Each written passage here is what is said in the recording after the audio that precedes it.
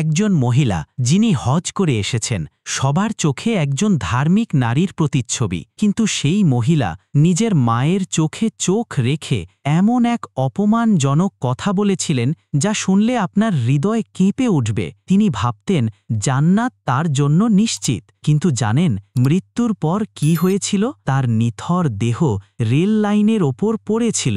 ঘণ্টার পর ঘণ্টা কেউ ছুঁয়ে পর্যন্ত দেখেনি। জানাজা পড়াতেও মানুষ ভয় পেতে থাকে। কিন্তু কেন? কি এমন গোপন পাপ লুকিয়েছিল এই মহিলার ভেতরে যা তার হজও ঢেকে রাখতে পারেনি? ভিডিওর শেষের দিকে এমন এক ভয়ঙ্কর সত্য প্রকাশ পাবে যা শুনে আপনার গা শিউরে উঠবে। হয়তো আপনি নতুন করে ভাবতে বাধ্য হবেন, আমি আজ যা করছি তার পরিণতি কি এমনই ভয়ঙ্কর হতে পারে? বন্ধুরা, পাকিস্তানের পাঞ্জাব প্রদেশের একটি পুরনো শহর, নাম তার বাহাওয়ালপুর। সরু গলির ভেতর একখণ্ড উঁচু দেওয়ালের ঘর, যার দরজার গায়ে ঝুলছে চকচকে সাইনবোর্ড, হাজরা বেগম ভিলা। আজ শহরের বাতাসে একটা ভিন্ন রকম গন্ধ, যেন কিছু আসন্ন, কিছু অদৃশ্য অপেক্ষা করছে। সকাল থেকেই পাড়ার প্রবীণ নারীরা রিকশা নিয়ে চলে এসেছেন। পুরুষরা সাদা পাঞ্জাবি পায়জামা পরে দাঁড়িয়ে আছেন ঘরের সামনে। সবার মুখে একটাই নাম, হাজরা বেগম। বন্ধুরা, আমাদের ভিডিওগুলো মুসলিম, হিন্দু, খ্রিস্টান সহ সব ধর্মের মানুষই দেখে। তাই আপনি যদি মুসলমান হয়ে থাকেন তাহলে আজকের এই ভিডিওতে একটা লাইক করে দিন, এবং অন্য ধর্মের হলে কমেন্ট করে জানিয়ে দিন আপনি কোন ধর্মের অনুসারী। যিনি সদ্য হজ থেকে ফিরছেন, এই নারী হাজরা বেগম একজন শহর জোড়া পরিচিত নাম। তার হজে যাওয়ার খবরে যেমন মানুষ মুগ্ধ হয়েছিল, তেমনি তার কঠোর মুখভঙ্গি, দামি পোশাক আর কড়া কথাবার্তা অনেকের বুকেও কাঁপন ধরায়।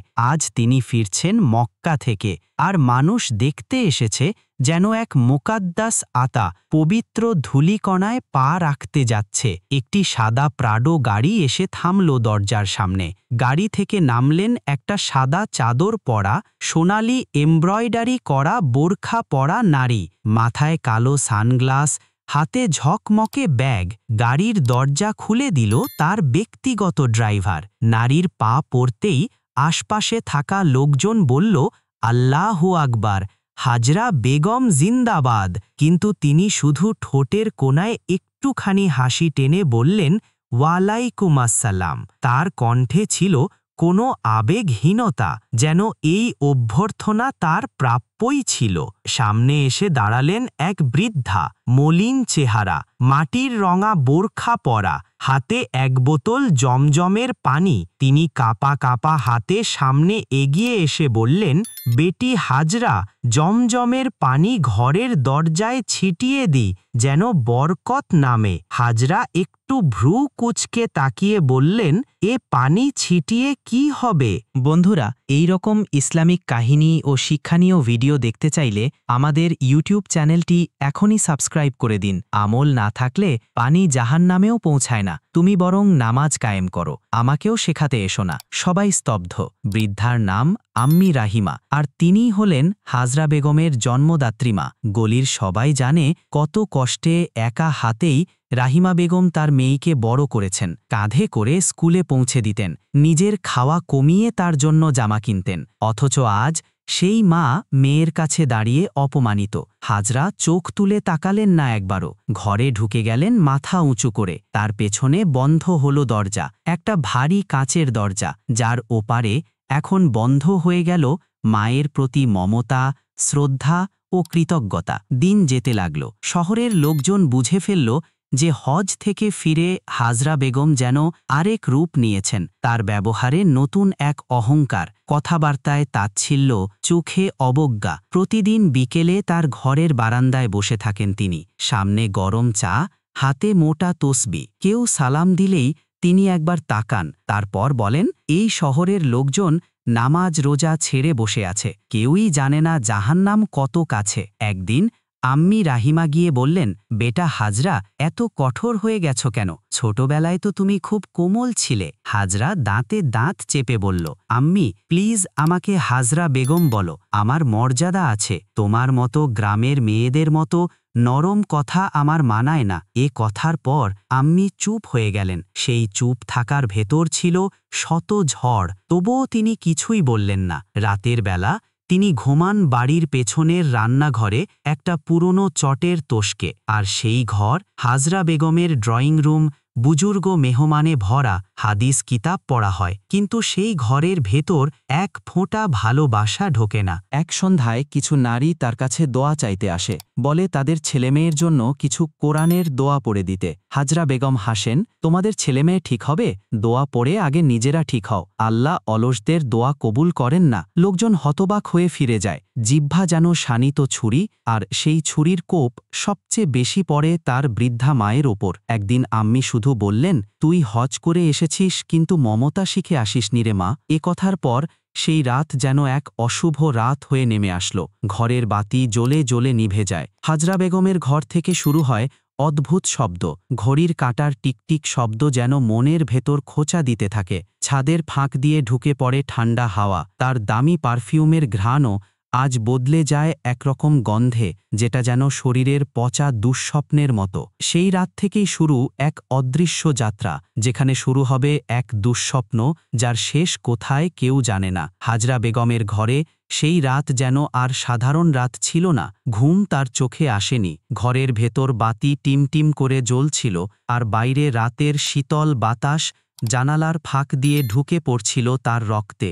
গায়ে রেশমি কম্বল, বিছানায় সিল্কের চাদর, কিন্তু শরীর যেন কাঁপছিল কোনো ভয়ঙ্কর শীতের ছোঁয়ায়, যেটা বাইরের ঠান্ডা নয়, ভেতরের পাপের প্রতিক্রিয়া। রাত 2টো। হাজরা বেগম হঠাৎ চমকে উঠে বসলেন। বুক ধরভর করছে, গলা শুকিয়ে গেছে। কি যেন একটা স্বপ্ন দেখেছিলেন। স্বপ্ন না দুঃস্বপ্ন? একটা অন্ধকার ঘরে তিনি আটকে পড়েছেন। চারিদিকে কেবল কান্নার আওয়াজ, আর তার বৃদ্ধা মা হাত বাড়িয়ে বলছে, বেটা শুধু একবার বল তুই আমায় ক্ষমা করেছিস। তিনি সেই হাত সরিয়ে দিচ্ছেন বারবার, আর সেই বৃদ্ধার মুখটা ধীরে ধীরে মিলিয়ে যাচ্ছে অন্ধকারে। চিৎকার করে উঠলেন, ঘামে ভেজা চোখে চারিদিকে তাকালেন। তখনই তিনি দেখতে পেলেন তার বাঁ পায়ের গোড়ালি ফুলে উঠেছে। তীব্র ব্যথা যেন সূচের মতো বিঁধে যাচ্ছে। স্মৃতির চিৎকারে ঘুম ভাঙল। স্মৃতি দৌড়ে এলো ঘরে। জি হাজরা বেগম, কি হয়েছে? দেখো পাটা, ব্যথায় মরছি আমি। কোথা থেকে এলো এই ব্যথা? স্মৃতি পা ছুঁয়ে দেখল পায়ের ওপর কালচে ছোপ, ঠান্ডা হয়ে গেছে। সে ভয়ে কেঁপে উঠে বলল, হাজরা বেগম, এই তো কালই আপনি পুরো সুস্থ ছিলেন। মাথা ঘামিও না, গরম পানি আনো, আর আমার তসবিটা দাও। কিন্তু সেই তসবি ছোঁয়ার সঙ্গে সঙ্গে হাত থেকে পড়ে যায়। গুটিয়ে থাকা তসবিটা ছড়িয়ে পড়ে মেঝেতে, আর তখনই ঘরের বাতি এক ঝটকায় নিভে যায়। হাজরা বেগম হঠাৎ অনুভব করেন এই ঘর, এই দেয়াল, সব কিছু যেন তার দিকে ফিরে তাকাচ্ছে। ঘরের কোণায় যেন একটা কালো ছায়া দাঁড়িয়ে আছে নীরবে। সে আর চিৎকার করতে পারেন না, গলা শুকিয়ে যায়। সকালে তার শরীর আরও খারাপ, হাঁটতে পারেন না। ঘরের মধ্যে হাঁটুর নিচ থেকে পা অবশ। ডাক্তারের জন্য লোক পাঠানো হয়, কিন্তু সেই ডাক্তার ঢুকেই বলে, এ তো নর্মাল ফ্লু বা বাতের ব্যথা না, এটা কিছু অস্বাভাবিক। মেডিকেল রিপোর্ট তো ঠিক দেখাচ্ছে, কিন্তু ব্যথা বাড়ছে। কয়েকদিনের মধ্যে হাজরা বেগমের শরীর একেবারে ভেঙে পড়ে। মুখে কথা কমে যায়, গায়ে এক ধরনের দুর্গন্ধ ছড়াতে থাকে। পায়ের আঙুল থেকে রক্ত বের হওয়া শুরু হয়, যেন শরীর নিজেই পচে যাচ্ছে ভেতর থেকে। এর মাঝেই সবচেয়ে লজ্জাজনক ও কষ্টের মুহূর্ত আসে, যখন বৃদ্ধা মা আম্মি রাহিমা গামছা ভিজিয়ে হাজরার পা মোছাতে যান। তিনি মাথা নিচু করে বলেন, মা একটু পানি দাও। কিন্তু হাতের কাপটা এগোতেই হাজরা আবার চোখ লাল করে গর্জে ওঠেন, তোমার পানি চাই না, দূরে থাকো, আমি হজ করে এসেছি। তুমি হঠাৎ এসে হাদিয়া দেখাতে এসেছ। এই অবমাননার পরও রাহিমা কিছু বলেন না, শুধু চলে যান। কিন্তু সেই রাতে ঘরের মধ্যে আবার সেই গন্ধ ছড়ায়। হাজরা বেগমের শরীর ঠান্ডা হয়ে আসে এবং হঠাৎ তার হাতের সব আঙুল শক্ত হয়ে যায়। তার কণ্ঠ রুদ্ধ, কথা বলতে পারেন না, কেবল ঠোঁট নড়ে, শব্দ বের হয় না। স্মৃতি দৌড়ে আসে, আপা আপনার মুখে কি হয়েছে? এ কেমন হলো? হাজরা বেগম কেবল চোখ দিয়ে কাঁদেন, মুখ খুলতে পারেন না। সারা শরীরের মধ্যে শুধু তার চোখ জীবিত, সমস্ত শরীর পাথরের মতো শক্ত। এদিকে শহরে গুজব ছড়িয়ে পড়ে হাজরা বেগম অভিশপ্ত হয়ে গেছেন। তার নিজের দম্ভ, অহংকার আর মায়ের প্রতি নির্দয় আচরণের ফল। একদিন সকালে যখন শহরের কিছু যুবক এসে হাজরার বাড়ির পাশ দিয়ে হেঁটে যাচ্ছিল, তখন তারা শুনতে পেল এক অদ্ভুত আওয়াজ। কেউ যেন ফিসফিস করে দোয়া পড়ছে, আবার সেই দোয়ার মধ্যেই কান্না। কিন্তু বাড়ির ভেতরে তো কেউ ছিল না। হাজরা তখন শুয়ে চোখ খুলে তাকিয়ে থাকতেন ছাদের দিকে, এবং তার চোখে ধরা পড়ত ভয়, আতঙ্ক, বেদনা আর অজানা অনুতাপ। এর পরের দিনগুলোতে শহরের মানুষ এই বাড়িকে এড়িয়ে চলতে শুরু করে। কেউ আর দাওয়াত দেয় না, কেউ আর সালাম দেয় না, শিশুরাও আর খেলতে আসে না বাড়ির সামনের রাস্তায়। শুধু একটাই মুখ প্রতিদিন ভোরে হাজরার পাশে দাঁড়িয়ে কাপড় দিয়ে শরীর মুছে দেয়, হাতে দুধের গ্লাস ধরে, আর নিঃশব্দে চোখে পানি ফেলেন তার বৃদ্ধা মা আম্মি রাহিমা। যে মা একসময় বুকে করে নিয়ে স্কুলে দিয়েছেন, আজ সেই মা নিজের কাপা হাত দিয়ে মেয়ের মরা শরীর বাঁচাতে চেষ্টা করছেন। কিন্তু আল্লাহর নিয়ম তো কখনো ভুল হয় না। শুরু হলো প্রতিশোধ। এই দুনিয়ার মাটি নিজেই ফিরিয়ে দিচ্ছে সেই নারীকে যিনি একদিন মনে করেছিলেন হজ করলেই গুনাহ মাফ। কিন্তু গুনাহ তো রয়ে গেছে তার ব্যবহারে, তার আচরণে, তার মায়ের প্রতি অবজ্ঞায়। হাজরা বেগমের ঘরে যেন প্রতিদিনই গুমোট বাতাস আরও ভারী হয়ে উঠছিল। সেই বিশাল বাড়ি, প্রতিটি দেয়াল, পর্দা, জানালা সব যেন তার আর্তনাদ গোপন করে রাখতে পারছিল না। আর পাঞ্জাবের বাহাওয়ালপুর শহরের মানুষ এখন রাতে ওদিকে যেত না।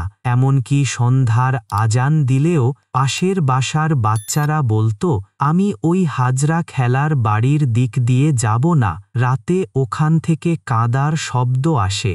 বাচ্চারা যা শুনেছিল তা সত্যি। রাত যত বাড়ে, হাজরা বেগমের কক্ষ থেকে কান্নার মতো চাপা আওয়াজ ভেসে আসত। কখনো ফিসফাস, কখনো গোঙানির মতো, আবার কখনো স্পষ্ট আওয়াজে বলা হতো, আল্লাহ মাফ করো। কিন্তু আওয়াজটা হাজরা বেগমের মুখ থেকে আসত না, কারণ তার জিহ্বা তখনও বাঁধা ছিল। মুখ থেকে কিছুই বের হতো না। চোখ আর জিহ্বা কেবল নড়ত, বাকিটা শরীর জমে থাকা পাথর। তার মা আম্মি রাহিমা প্রতিদিন ভোরে উঠে অজু করে 2 রাকাত নফল নামাজ পড়ে তারপর কাপা হাতে 1 কাপ দুধ নিয়ে হাজরার ঘরে যেতেন। তখন হাজরার চোখ দিয়ে পানি পড়ত, মুখে জড়ানো রক্তাক্ত চামড়া, ঠোঁটের কোণে মোচড়, আর সেই পচা শরীর মুছতেন মা নিজেই। মেয়ের মাথার কাছে বসে দোয়া পড়তেন, ইয়া আল্লাহ, ওকে মাফ করে দাও। ও আমার মেয়ে, হ্যাঁ, ও আমাকে অস্বীকার করেছে, অপমান করেছে, কিন্তু আমি তো তাকে ক্ষমা করেছি, তুমি কেন করবে না? এরপর মা ধীরে ধীরে এক গামছা দিয়ে মেয়ের মুখ মুছতেন, সেই মুখ যা একদিন তারই দিকে ঘৃণার চোখে তাকিয়েছিল।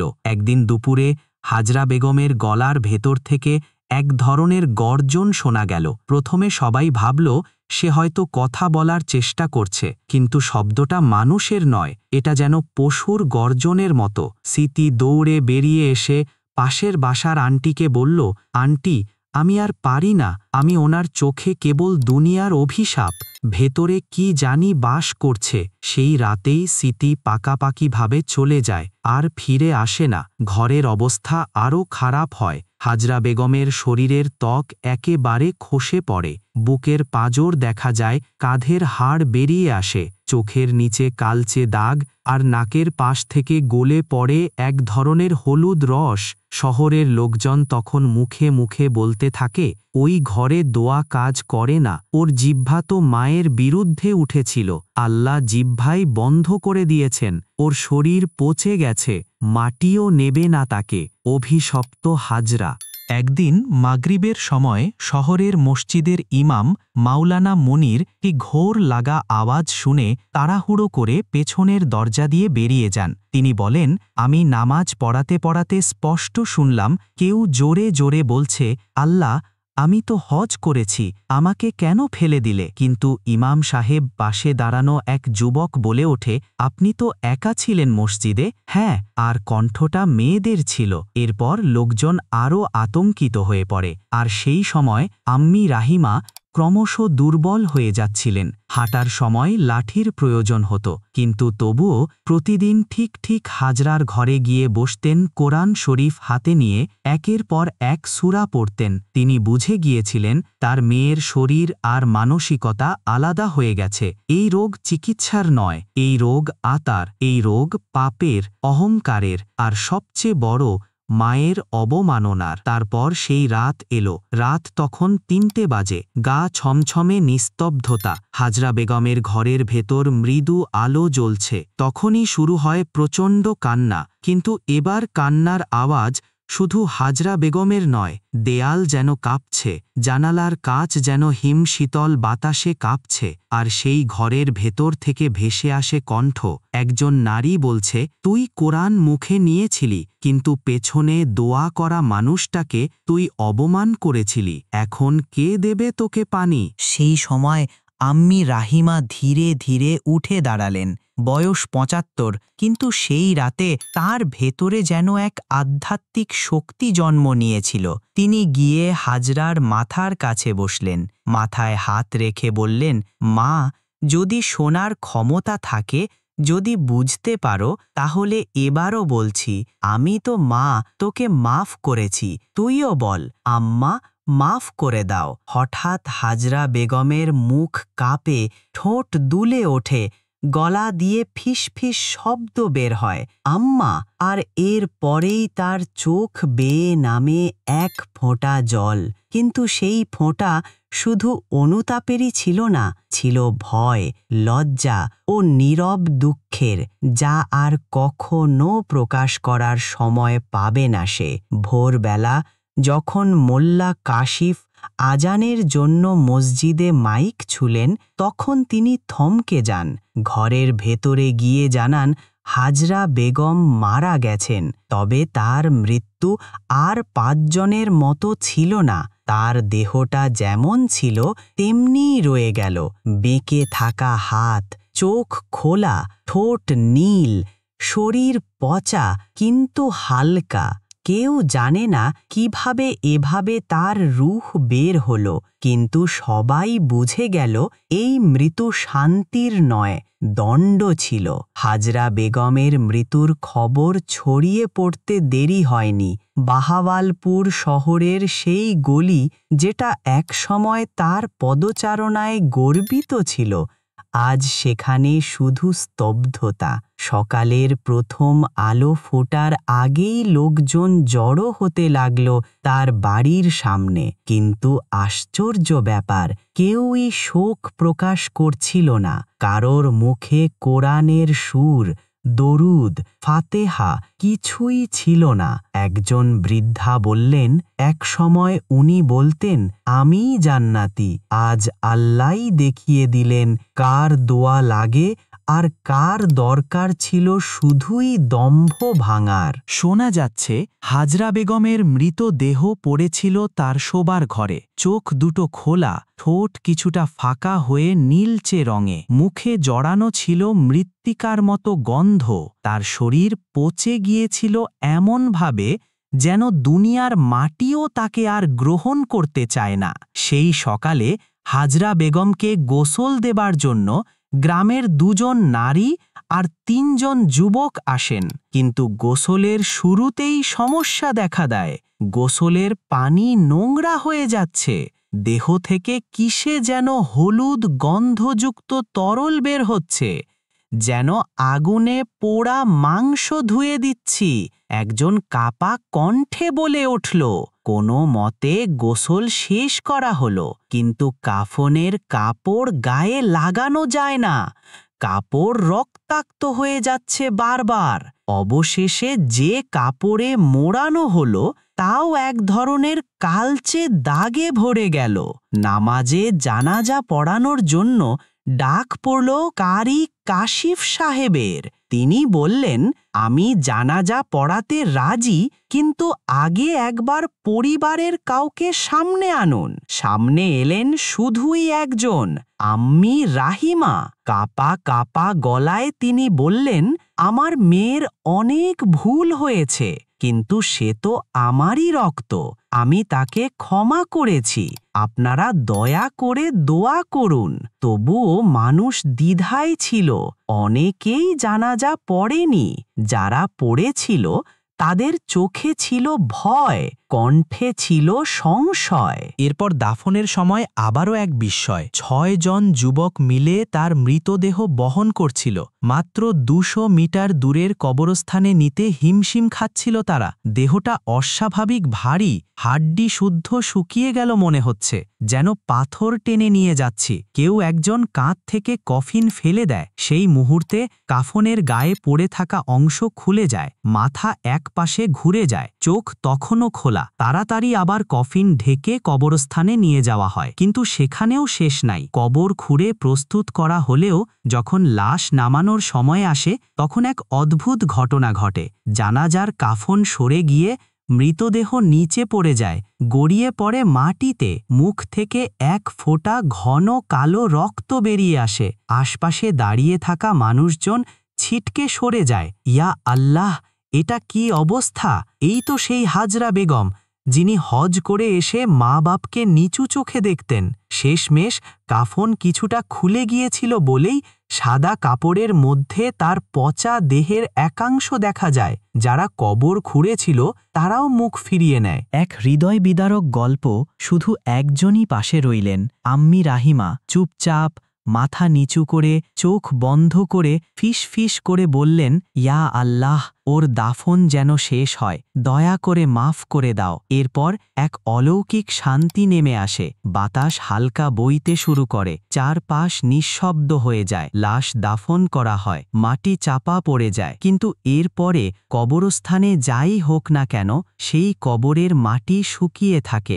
বর্ষা আসে, অন্য কবর সবুজ ঘাসে ভরে যায়, কিন্তু হাজরা বেগমের কবর থেকে ঘাস জন্মায় না। এর 3 দিন পর শহরের লোকেরা একদিন দেখল আম্মি রাহিমা আর বেঁচে নেই। সকালবেলা তাকে পাওয়া গেল বিছানায়, একটুখানি হাসি মুখে, ডান দিকে কাত হয়ে ঘুমের মধ্যে। হাতে ছিল একখানা ছোট কোরআন শরীফ। তার দেহে কোনো গন্ধ ছিল না, ছিল মেহেদির মতো মিষ্টি গন্ধ, মুখে শান্তির ছাপ। লোকেরা জানাজা পড়ল, কবর দিল, আর কেউ কেউ চোখ মুছতে মুছতে বলল, এই হলেন সাচ্চা মা। নিজের জীবন দিয়ে প্রমাণ করে গেছেন মায়ের দোয়া কিভাবে সন্তানকে উঁচুতে তুলতেও পারে, আবার নিচেও ফেলতেও পারে। তার কবরের পাশে রাখা হলো এক বোর্ড, মায়ের দোয়া বেহেশতের চাবি, আর অবমাননা জাহান্নামের দরজা। এভাবেই শেষ হলো হাজরা বেগমের গল্প।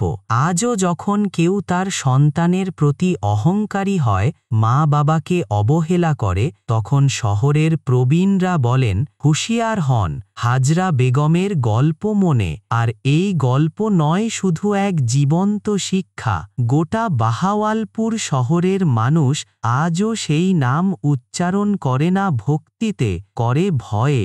হাজরা বেগম। বন্ধুরা, আমরা অনেক সময় ভেবে নিই ইবাদত, হজ, নামাজ করলে আমরা আল্লাহর প্রিয় হয়ে যাই, কিন্তু আমরা ভুলে যাই আল্লাহর রহমত পাওয়ার সবচেয়ে বড় চাবি হল মা বাবার প্রতি শ্রদ্ধা, ভালোবাসা ও বিনয়। হাজরা বেগমের জীবনের করুণ পরিণতি আমাদের চোখে আঙুল দিয়ে দেখিয়ে দিয়েছে অহংকার, দম্ভ আর মায়ের অভিশাপ কতটা ভয়ঙ্কর হতে পারে। আসুন আমরা নিজেদের দিকে তাকাই, আমাদের মাকে ভালোবাসি, ভুলেও যেন কণ্ঠে অহংকার না আসে, কারণ পৃথিবী মাফ করলেও আসমান কখনো চুপ করে থাকে না। প্রসঙ্গ, ইসলামী দৃষ্টিতে এই ঘটনার ব্যাখ্যা কোরআন ও হাদিস থেকে। 1.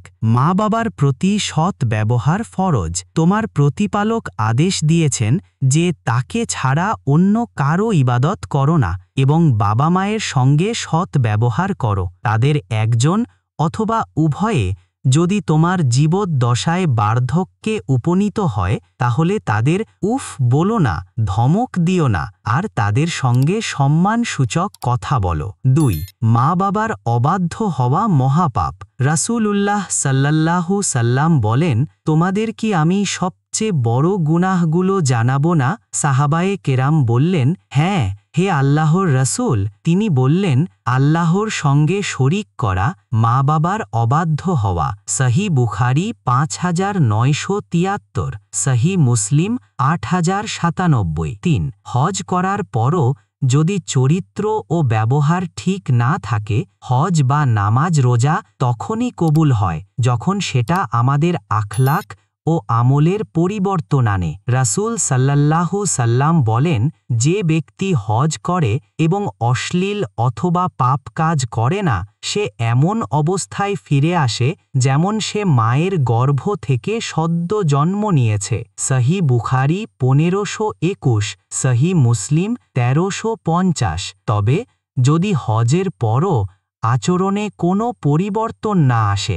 মা বাবার সঙ্গে খারাপ ব্যবহার অবস্থা থাকে, তবে সেই হজ হয়তো শুধু কষ্টই হবে, গ্রহণযোগ্যতা নয়। হজ, নামাজ, রোজা এই সব কিছুর মূল উদ্দেশ্য হল আমাদের আচরণ, ব্যবহার এবং নৈতিকতাকে উন্নত করা। মা বাবার প্রতি সম্মান, ভালোবাসা এবং কৃতজ্ঞতা প্রকাশ না করলে অন্য ইবাদতের কোনো মূল্য নেই। অহংকার ও দম্ভ এমন এক ব্যাধি যা ধ্বংস ডেকে আনে। আল্লাহ অহংকারীকে পছন্দ করেন না। আল্লাহর নিকট সবচেয়ে পছন্দনীয় আমলগুলোর মধ্যে একটি হল মা বাবার খেদমত। মা বাবার দোয়া জান্নাতের চাবিও হতে পারে, আবার অভিশাপ হতে পারে জাহান্নামের দরজা। আসুন আমাদের নিজেদের দিকে তাকাই, আমাদের মাকে ভালোবাসি, ভুলেও যেন কণ্ঠে অহংকার না আসে, কারণ পৃথিবী মাফ করলেও আসমান কখনো চুপ থাকে না। মা বাবার প্রতি সৎ ব্যবহার,